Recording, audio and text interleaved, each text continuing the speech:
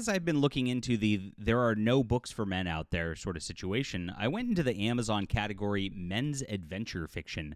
And what I found was disturbing. I really was not prepared for this whatsoever. One of my buddies actually writes Westerns, and so I saw that in his categories that he had down below, and just they're straightforward good Westerns. I saw, this looks like a good book. Let me go into the categories. Is this all Westerns and like fighter pilots and cool things like that? No, it's weird harem romance. It looks like this whole like degenerate romance, like sort of erotica stuff that is plaguing women's fiction and is just taking over fantasy books and all that, has also taken over men's fiction. And I've actually got a couple other authors who have pen names who told me that they're making more money selling schlock like this than they are their regular books under pen names. And it's pretty wild. I didn't know that dudes were like really into this kind of thing, but here we are. Let's go down this rabbit hole in 2024. Please hit the like and subscribe button. Join us here as we talk about all things. This is the real fantasy news, my friends. We'll tell you the truth about what's going on in fiction, not like the shills like Daniel Green out there.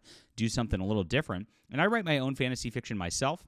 This is not any of that kind of stuff. This is a classic sword and sorcery feel.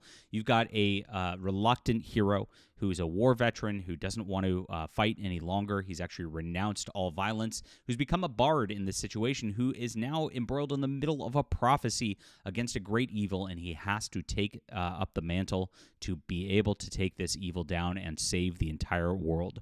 This is what fantasy is all about, my friends. Check it out. It's in the description below. You're going to love it. It's a one-book deal. It finishes. There's no to be continued or anything like that because I'm sick of that kind of thing in books too.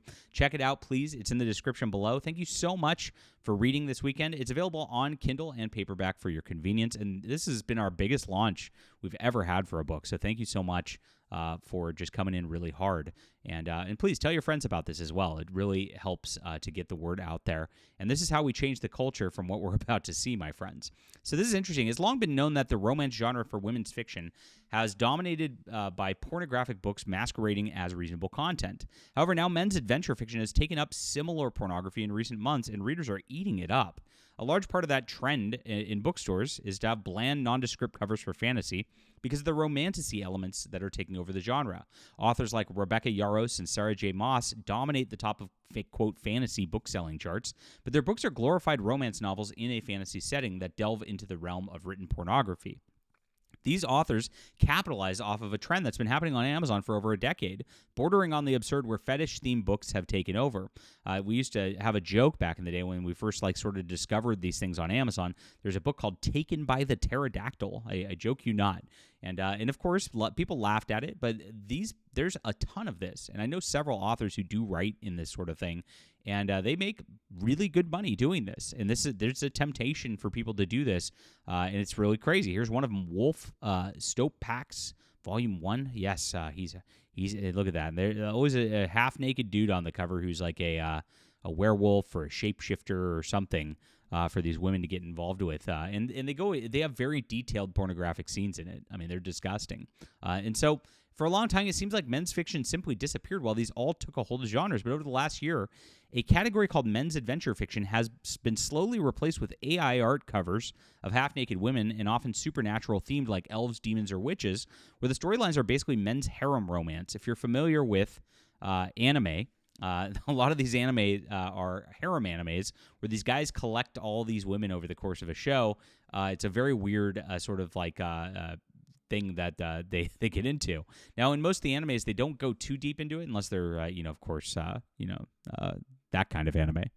The tentacle kind, but for most part, it acts like a weird male adventure romance, I guess, and it makes me roll my eyes. I think it's degenerate, and it always has been. And so this is where they go. You're getting this in men's fiction now. Here you are at Trailer Park Elves. You got this like AI art generated elf with like weird tattoos on it.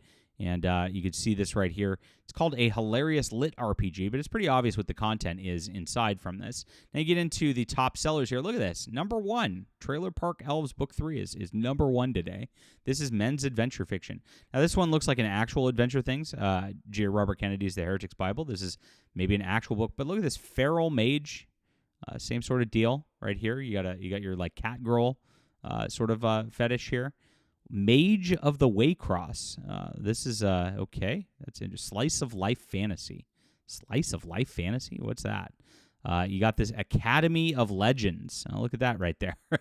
Yes, I'm sure she's studying very, very hard in this one. Very, very hard.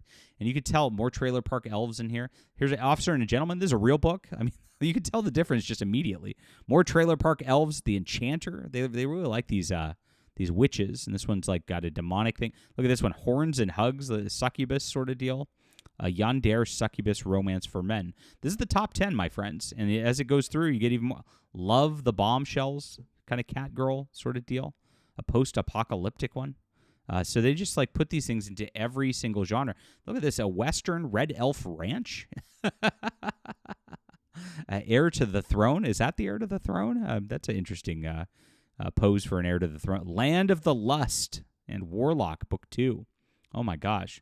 So you can see all of these kind of just have the same kind of covers. Fertile Valley, Magic Arts. And this is the top 20 now.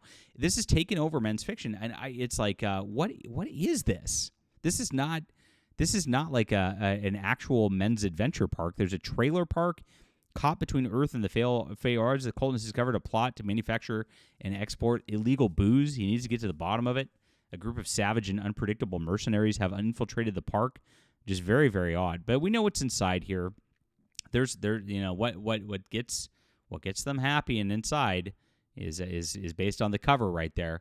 And that's what happens in these books as they go along. So it's really sad because it's edged out like real. This is real men's adventure fiction right here. Blood on the Mountain, as you could tell, and it's something that like is clogging up these categories so that people can't find like regular books. And this is again what romantasy does to the fantasy genre as well. We've talked about this as well. These women who have done this kind of stuff, you can't find real fantasy books in genre anymore, in the top of genre anymore because of these.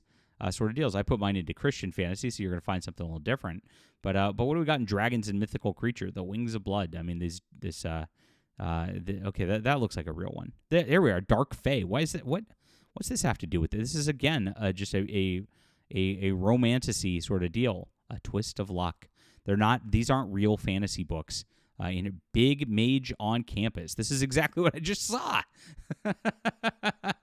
So they're clogging up all these genres, and it's a real problem for like actual art. And that's what's been going on for a long, long time on Amazon. There doesn't seem to be a way around it.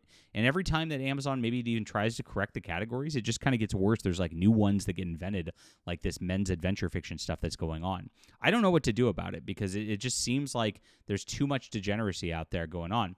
Now I talked to Robert Peacher here about this, and he actually gave a quote much nicer than I am about it. He is a nicer guy than me, for sure. He says, I market both my Westerns and crime fiction under men's adventure fiction. It's a little jarring to look through the top 100. I feel like I'm browsing through magazine racks of some kind of elvish porn store. That's really good.